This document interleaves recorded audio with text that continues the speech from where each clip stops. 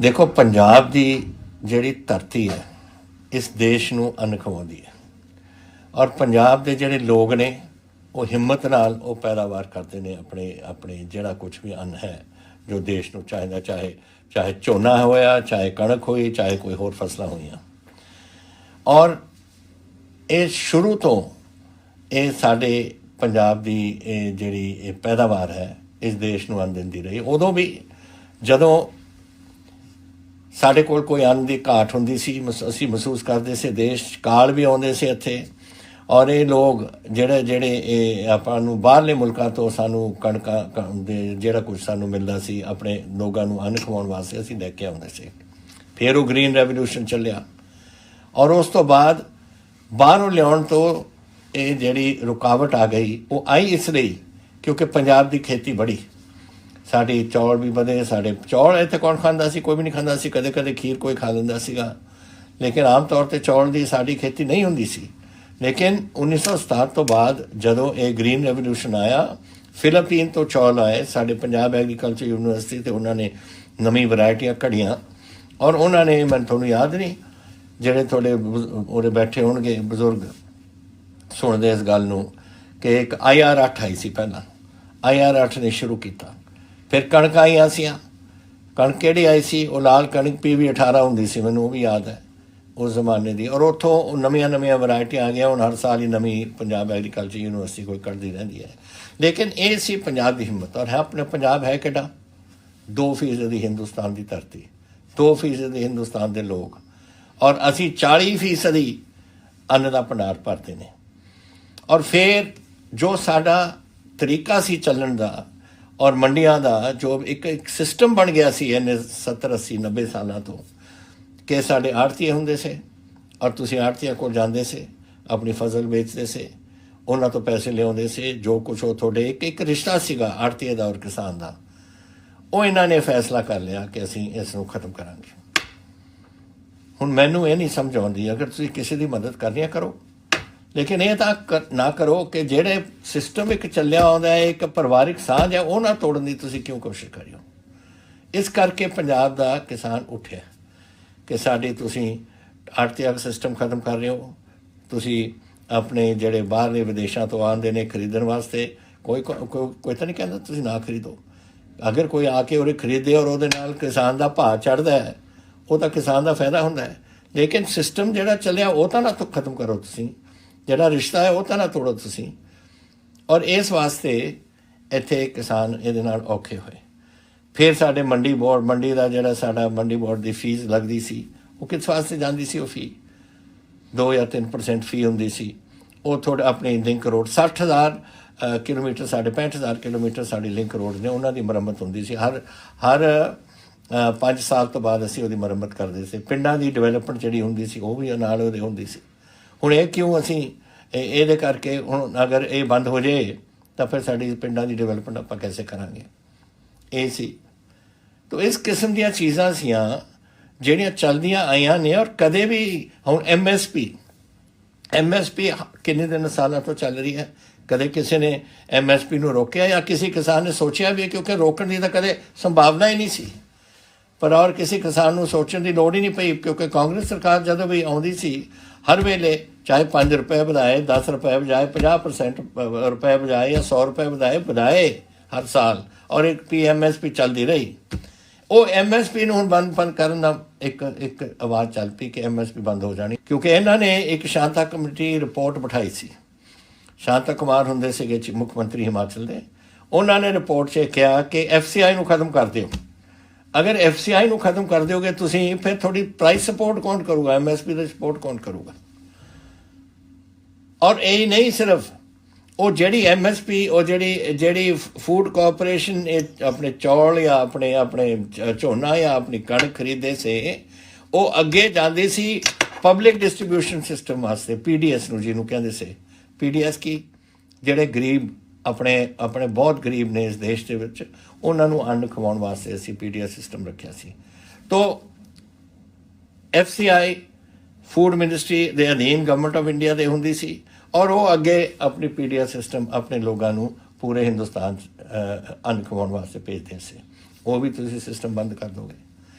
तो ये सारिया गल्लां जब एक बार उभड़ियां तो किसान उठ्या और इन्होंने किया कि ये ऑर्डीनेंस लियाए। पहला ऑर्डीनेंस की हुंदा है कि जो असैंबली सैशन दे विच ना या पार्लीमेंट सैशन दे विच ना होवे तो कोई सरकार कुछ यही जी चीज़ करना चाहती है जिहड़ी बाद च पार्लीमेंट चले जाए, लेकिन पहला ही वो कानून बना लेंदी है, उन्होंने ऑर्डीनेंस कहते हैं। वो ऑर्डीनेंस उन्होंने एक किसानी ते करता है, MSP चकती, सब कुछ चकता है जे जो जो अज लोग अज उसते औखे ने। और फिर उस तो बाद इन्होंने पार्लीमेंट में बिल लिया के बिल पास करता। असी उदों भी क्या सी, हाँ देखो मेरे को तरीका नहीं, मेरे को ऑर्डीनेंस आई 5 जून और ऑल पार्टी मीटिंग में और सदी उस तो कुछ दिनों बाद सारे पार्टी पंजाब के पार्टियां सद्या कि तुम आओ और आप ये बहस करिए कि क्या कर रहे हैं पंजाब का, ये नुकसान बड़ा हो जाना है। और वो अकाली दल आया पर कुछ किस्म दियाँ बिल्कुल यही जी गल्लां कीतियां उन्होंने जैसे कि वो समझते से कि जैसे कि वो सरकार की सपोर्ट करना चाहते हैं, गवर्नमेंट ऑफ इंडिया की सपोर्ट करना चाहते हैं, ये ऑर्डीनेंस के हक च बोलना चाहते हैं। और ये क्यों, जिहड़ा इन्हां दे मिनिस्टर सी हरसिमरत बादल वो बैठी सी उस कैबिनेट विच जिथे ये ऑर्डीनेंस से घड़े गए थे और फैसला किया सी और इन्हें भी उत्थे हाँ की सी। इत्थे प्रकाश सिंह बादल ने कहा कि पता नहीं किसान क्यों खिलाफ ने, वो ये नवे नवे कानून ने उन्होंने हक च ने। ਇੱਥੇ ਅਕਾਲੀ ਦਲ ਦੀ ਆਪਣੇ ਜਦ ਉਹਨਾਂ ਨੇ ਉੱਥੇ ਆਲ ਇੰਡੀਆ ਉਸ ਆਲ ਪਾਰਟੀ ਮੀਟਿੰਗ 'ਚ ਆਪਣੀ ਗੱਲਾਂ ਕਹਿ ਕੇ ਉਹ ਜਦ ਚਲੇ ਗਏ, ਉਸ ਤੋਂ ਬਾਅਦ ਇਹ ਲੱਗਦਾ ਸੀ ਕਿ ਅਕਾਲੀ ਦਲ ਇਹਨਾਂ ਦੇ ਹੱਕ ਦੇ ਵਿੱਚ ਸੈਂਟਰ ਦੀ ਸਰਕਾਰ ਦੇ ਆਰਡੀਨੈਂਸਾਂ ਦੇ ਹੱਕ ਦੇ ਵਿੱਚ ਔਰ ਬਿੱਲ ਦੇ ਵਿੱਚ ਹੋਊਗਾ। ਮੈਂ ਫਿਰ ਇੱਕ ਉਸ ਤੋਂ ਬਾਅਦ ਕਿਸਾਨ ਯੂਨੀਅਨਸ ਨਾਲ ਮੈਂ ਗੱਲ ਕੀਤੀ, ਫਿਰ ਅਸੀਂ ਉਹਨਾਂ ਨੂੰ ਦੁਬਾਰਾ ਅਸੀਂ ਆਲ ਪਾਰਟੀ ਮੀਟਿੰਗ ਸੱਦੀ, ਉਹਦੇ ਵਿੱਚ ਵੀ ਉਹ ਉਦੋਂ ਅਕਾਲੀ ਦਲ ਨਹੀਂ ਆਇਆ। और फिर असी असैंबली सदी, असैंबली दे विच ਇਹਦੇ 'ਚ पूरी बहस हुई सी और उदों भी अकाली दल बहाना मार के बाहर चला गया, ਉਹਦੇ अपने अपने हक च नहीं बोले। फिर जब वोटिंग हुई सी फिर आगे विच और वोट साढ़े नाल पाती। हुण इन्हां दे देख लो कदे कुछ आम आदमी पार्टी और अकाली दल ने उत्थे पार्लीमेंट के असैंबली दे विच साडे नाल सहमत होकर अपनी वोट पाई। साडे नाल फिर गए गवर्नर साहब कोल और वो बिल की कॉपी असीं फड़ा के आए कि असैंबली ने पास कर दिता, हुण साडे वल्लों एक्ट बन गया, गवर्नर साहब तुसीं हुण इसनूं राष्ट्रपति जी कोल भेजो और उसनूं करवाओ। उहदे नाल गए, अगले दिन दोनों ही मुकर गए, आम आदमी भी मुकर गया और ये भी मुकर गए अकाली कि नहीं जी असीं नहीं इहदे हक च, ये बिल दे हक च नहीं, असीं पार्लीमेंट इस असैंबली दे हक च नहीं। ये रोज़ एक केजरीवाल आ दिल्ली वाला और दूजा ये अपना भगवंत मान और सुखबीर बादल एक ही गल कहते हैं कि कांग्रेस भी ये शामिल है जी। ये जोड़ा फैसला किया सी दिल्ली ने और एक कमेटी बनाई सी फैसले कराने वास्ते, ਉਹਦੇ ਵਿੱਚ कांग्रेस दी सरकार पंजाब सरकार भी ਉਹਦੇ हिस्सेदार सी। मैं ਤੁਹਾਨੂੰ ਦੱਸਣਾ ਚਾਹੁੰਦਾ एक बार टोटल झूठ है। होया कि एक सरकार सेंटर सरकार ने एक कमेटी बिठाई, ਉਹਦੇ ਵਿੱਚ कमेटी ਦੇ ਵਿੱਚ ਉਹਨਾਂ ਨੇ ਕੁਝ ਸੂਬਿਆਂ ਨੂੰ ਪਾਇਆ और कुछ अपने बंदे से ਉਹਨਾਂ ਦੇ, ਉਹਦੇ ਵਿੱਚ पंजाब मैंबर नहीं सी। आ है ਇਹਦੀ कमेटी ਦੀ ਜਿਹੜੀ ਇਹਨਾਂ ਨੇ ਇਸ ਵੇਲੇ गवर्नमेंट ऑफ इंडिया ने बनाई सी। मैं पढ़ के सुना देना है। High powered committee of chief ministers constituted for transformation for Indian agriculture, Maharashtra CM Devendra Fadnavis to be the chair convener, CMs of Karnataka, Haryana, Arunachal Pradesh, Gujarat, UP, Madhya Pradesh and Union Minister of Agriculture, RD and Panchayati Raj to be the members. Punjab किथे नहीं है विच ना होना था। Member Niti Ayog, Ramesh Chand to be the member secretary. Committee to discuss measures for transformation of agriculture and raising farmers' income. AC किसी और काम वास्ते। Modalities for adoption and time-bound implementation of agricultural sector reforms to be suggested by the committee. Committee to submit its report in 2 months. दसो किसे पंजाब का नाम है इस च?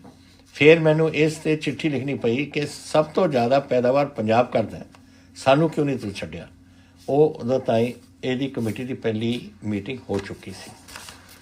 ये तो मैं थोड़ा ये दसना चाहना। सैकेंड फिर मैं दसना चाहना उस मीटिंग दूजी मीटिंग मनप्रीत बादल दी ए जो उत्थे मिनट्स ने उस मीटिंग दे जिहड़ी मीटिंग हुई सी 26 अगस्त नूं ਉਹਦੇ ਵਿੱਚ मिनट्स ने पहला बोले से कोई होर चीफ मिनिस्टर फिर फाइनेंस मिनिस्टर पंजाब जिन्हें ये क्या सी कि Punjab is considered a food basket of India. The emphasis of the state government has been on production and productivity during last 50 years. And now the state government is focusing on farmers' welfare. In view of our population of more than 1.3 billion, the food and nutrition security is a prime concern, and no country in the world can supplement for food and nutrition security of India in case of deficit. He cautioned against dilution of any policy that negatively